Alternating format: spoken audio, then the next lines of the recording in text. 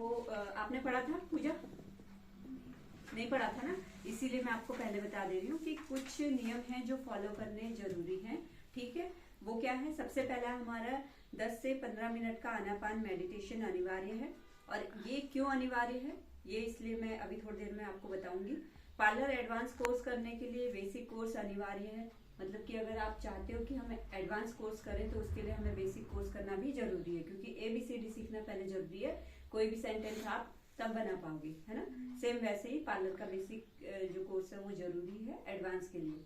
वो चाहे आप किसी भी अगर कोई अच्छे सैलून में जाएंगे तो वो भी आपको यही बोलेंगे कि बेसिक आता है ना। बेसिक बहुत जरूरी है।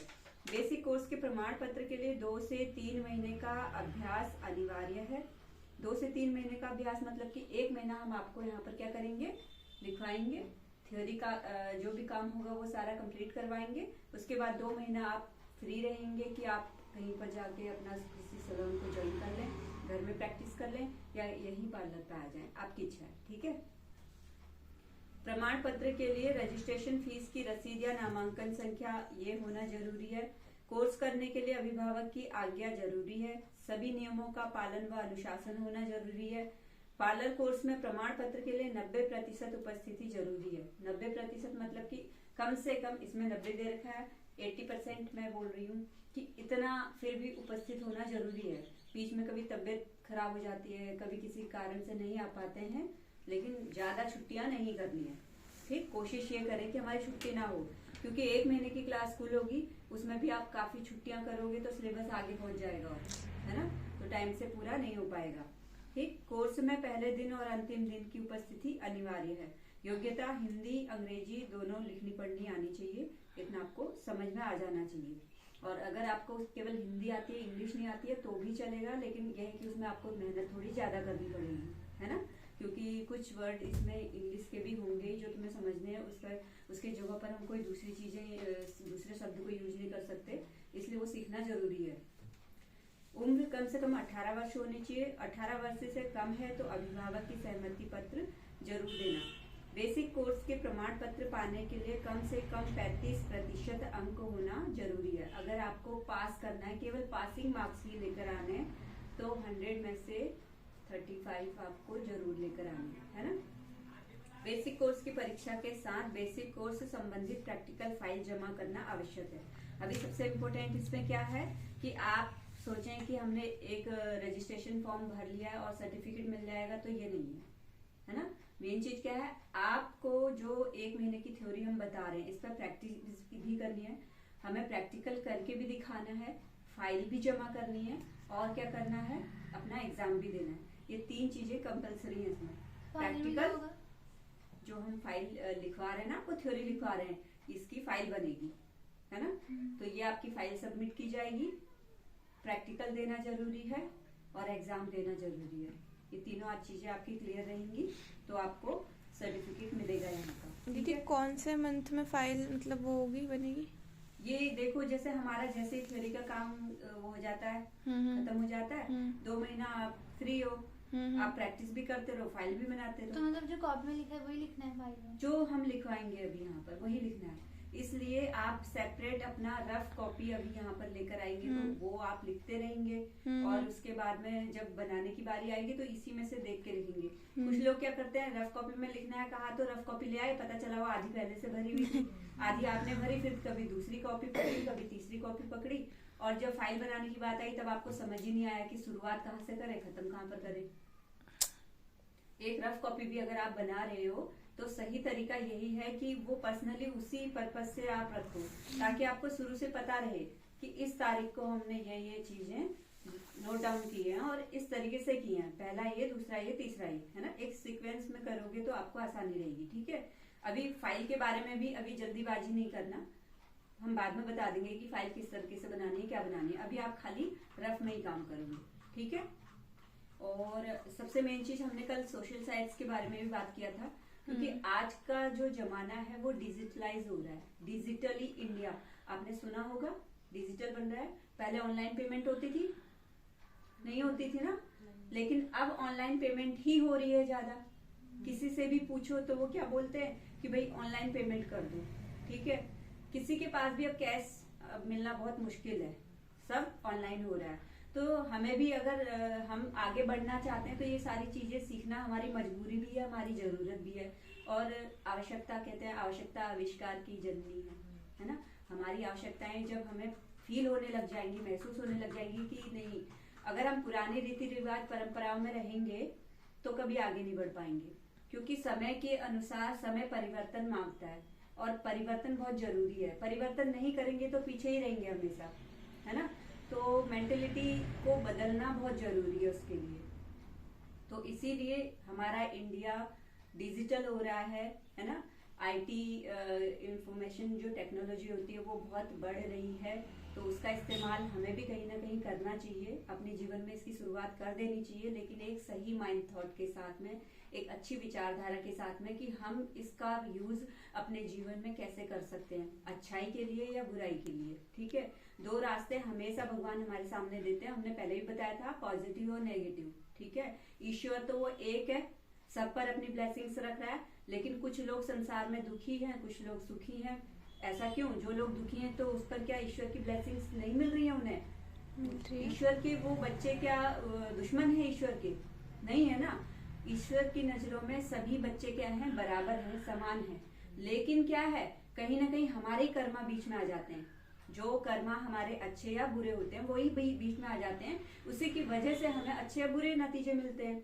ठीक है, अब जैसे इंटरनेट का यूज, लोग, बहुत सारे लोग ऐसे हैं जो इंटरनेट का यूज अपने सक्सेस के लिए कर रहे हैं, अपनी सफलता को पाने के लिए, अपनी एक पहचान बनाने के लिए, अच्छे अच्छे कामों को करने के लिए, समाज में एक अच्छा क्या बोलते हैं इसको, कोई शब्द नहीं मिल रहा मुझे, क्या बोलेंगे, जो भी है ना, समाज का अच्छा निर्माण करने के लिए ना, मतलब आपकी सोच विचारधारा अच्छी हो, आपकी भी अच्छी हो, आपके आस पड़ोस की भी अच्छी हो, सब चीज अच्छा हो। अच्छे क्रिएशन के लिए सबसे पहले हमारी ही विचारधारा अच्छी होनी चाहिए, किसी और की नहीं, बाहर वालों की नहीं, क्योंकि हम गारंटी अपनी ले सकते हैं, बाहर वालों की नहीं, है ना। तो अपनी विचारधारा अच्छी होनी चाहिए। उसके लिए क्या है, एक अच्छे समाज के निर्माण के लिए हमें पॉजिटिव वाइब्स में रहना, पॉजिटिविटी का यूज करना जरूरी है। तो इंटरनेट जहाँ पर एक अच्छी चीज भी है, वहां पर एक बहुत बुरी चीज भी है। अगर डिपेंड करता है आप उसका यूज कैसे कर रहे हैं। आप उसका गलत यूज करेंगे तो वो इतनी बुरी चीज निकल आएगी कि आपका जीवन ही नष्ट कर देगी, बर्बाद कर देगी, पूरा करियर खराब हो जाएगा। लेकिन आप उसी का एक अच्छे तरीके से पॉजिटिव वाइब्स के साथ, पॉजिटिव सोच के साथ में उसको इस्तेमाल करेंगे तो वो आप क्या बोलते हैं, अर्थ से, वो फर्श से अर्थ तक, मतलब जमीन से आसमान तक, इसकी जो हमारी दूरी है ये कब आप तय कर लोगे आपको खुद नहीं पता चलेगा, है ना। तो इसीलिए हमारा सबसे मेन थॉट क्या है, कल क्या बताया था, मेडिटेशन बोला था ना, मेडिटेशन। हाँ, हमारा सबसे मेन थॉट क्या है इसमें, मेडिटेशन को लाने का यही है कि ये जो दो एनर्जी है, पॉजिटिव और नेगेटिव, इसमें से हमने नेगेटिविटी को हटाना है, पॉजिटिविटी को लेकर आना है, सबसे पहले अपने जीवन में, अपने विचारों में। ठीक है, और जिस तरीके से एक गंदा बर्तन होता है, अगर हम उसको, उसमें आपको खाना परोस के देंगे तो आप नहीं खाएंगे, खाएंगे क्या? नहीं खाएंगे ना। कैसे खाएंगे? अगर मैं आपको बोलूं कि आपकी खाने की इच्छा है लेकिन मैं दे रही हूँ गंदे बर्तन में, तो नहीं खाएंगे किसी भी हालत में। लेकिन मैं आपके सामने एक शर्त रख दूं कि आपको, ठीक है मैं देती हूँ लेकिन आपको ये बर्तन खुद धोना है, तो आप क्या करोगे? रेडी हो जाओगे। क्यों? क्योंकि आपकी खाने की इच्छा है। ठीक है, तो आप क्या करोगे, उस बर्तन को ले जाओगे और धोगे और फिर बोलोगे कि ठीक है अब दो। तब मैं भी क्या करूंगी, उसको तब दूंगी। लेकिन गंदे बर्तन में दे दूंगी तो वो पहले से गंदा था, अब मैंने अच्छी चीज भी अगर आपको दी तो वो भी क्या हो जाएगी, गंदी हो जाएगी, है ना। तो इसलिए अगर आपको अच्छी चीजें अपने माइंड में लेकर आनी है तो सबसे पहले क्या करना है, गंदी चीजों को निकालना है। कहाँ से? अपने माइंड से, अपने मन से। ठीक, तो हम यहाँ पर जो भी चीजें, हम केवल पार्लर से रिलेटेड ही यहाँ पर नहीं सिखा रहे। ये तो आपके इंडिपेंडेंट होने का एक तरीका है कि हम अपने पैरों पर कैसे खड़े हो जाए, स्वावलंबी कैसे बने, ये तो उसका तरीका है। उसके साथ साथ पर्सनैलिटी ग्रूमिंग, हम अपनी पर्सनैलिटी को अपनी विचारधाराओं से बदल सकते हैं। ठीक है, हम खुद बदलेंगे। अगर हर व्यक्ति अपने अपने अंदर एक सोच विचार, नई सोच विचार को अपनाएगा, अपने अंदर सुधार लेकर आएगा, हर व्यक्ति ऐसा करने लग गया, तो क्या हमें ये कहने की जरूरत पड़ेगी कि हमारा समाज गंदा हो रहा है? समाज किन से बनता है? लोगों से। हम लोगों से बनता है ना, तो हमें ये कहने की जरूरत ही नहीं पड़ेगी। ठीक है, तो इसीलिए हमने ये कंपलसरी रखा हुआ है मेडिटेशन का। हर रोज हम 10-10, 15-15 मिनट के लिए अपने माइंड को क्या करेंगे, रिफ्रेश करेंगे, है ना, साफ करेंगे, अपने इस बर्तन को साफ करेंगे, ताकि अब हम जो कुछ भी सीख रहे हैं इससे क्या होगा, आपका कंसंट्रेशन, आपका जो ध्यान है वो भी कहीं इधर उधर नहीं भटकेगा, वो भी साफ होगा। तो साफ चीजें, जब साफ बर्तन, आपका साफ माइंड रहेगा, तो हम जो कुछ भी यहाँ पर आपको अच्छे से बता रहे हैं, सिखाने की कोशिश कर रहे हैं, वो आप बहुत जल्दी कैच करोगे और सीखोगे, है ना। कल हमने मेडिटेशन किया था, कैसा लगा आपको? अच्छा लगा ना। हाँ, तो सबसे पहले हम कोई भी काम अगर कर रहे हैं, हमें ये पता होना चाहिए कि हम उसे क्यों कर रहे हैं, उसका फायदा क्या है। फायदा नुकसान तो पता होना चाहिए ना, तभी तो हम कुछ कर पाएंगे। सपोज करो आपको मेडिटेशन के बारे में कुछ नहीं पता और अब आप आए हो, अब मैं आपसे बोल दूं ठीक है चलो बैठ जाओ सीधे और अपने सांसों पे ध्यान दो, अपनी आंखें बंद करो और ये करो और वो करो, ठीक है। तो आप क्या डायरेक्टली एकदम से आके उस चीज को कहोगे अरे ये क्या करा रही, मैं तो यहाँ पार्लर सीखने आई थी, यही तो बोलोगे। जब आपका क्या है, आपका क्यों का जवाब आपको भी नहीं मिला ना, कि हम क्यों कर रहे हैं इसे। पहले ये तो बताओ कि क्यों करें, हम क्या करने आए हैं, तुम यहाँ पर क्या करा रहे हो। दीदी इसको डालो, है ना, बहुत डेंजरस है। चलो बाहर, चलो बाहर जाओ। अब ये परेशान करेगी हाथ मार मार के, ये इतनी नहीं करती। बाहर जा, चलो ये नीचे से ही लगाना पड़ेगा, अभी देखना क्यों परेशान करेगी। वो जो रेड वाली है ना लाली, वो हाँ, इतना नहीं करती, कालू करता वो करता है। हाँ, ये देख करने लगी, ठीक है। तो आपको क्या होगा, आपको पता होगा कि हम ये चीज कर रहे हैं, क्यों कर रहे हैं, हमारे लिए कुछ फायदा है भी कि नहीं है। ऑब्वियसली अगर मैं किसी और कोर्स का आपको बोल दूं कि ठीक है ये कोर्स कर लो, आप जबरदस्ती कर लोगे क्या?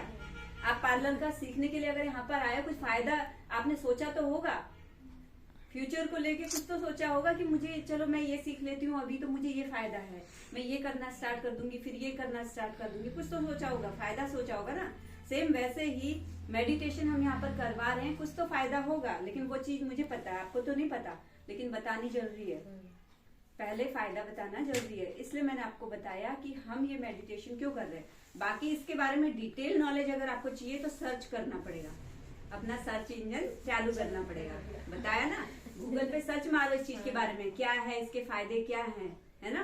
बाकी कुछ अगर कंफ्यूजन रहता है तो फिर से पूछ लो आके, ठीक।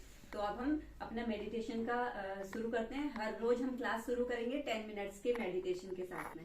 और कभी भी आप घर पे भी ट्राई करते हो, जानने की कुछ इच्छा होती है या जो कुछ भी है, किसी वीडियो में देखा या कुछ भी जाना, तो तब भी मैं आपको ये सजेस्ट करूंगी कि अपने घर में भी कभी आप करो, 10 से 15 मिनट काफी है। कल भी बताया था ना, मेडिटेशन आप लोगों के लिए, क्योंकि अभी हम क्या नर्सरी क्लास के बच्चे हैं इसमें, तो 10 से 15 मिनट काफी है, इससे ज्यादा कभी नहीं जाना ऊपर, ठीक है। लेकिन ये 10 से 15 मिनट ईमानदारी के साथ में, विश्वास के साथ में करना और सच्चाई के साथ में करना, तो यही आपको बहुत फायदा देना शुरू करेंगे धीरे धीरे करके, ठीक है। चलो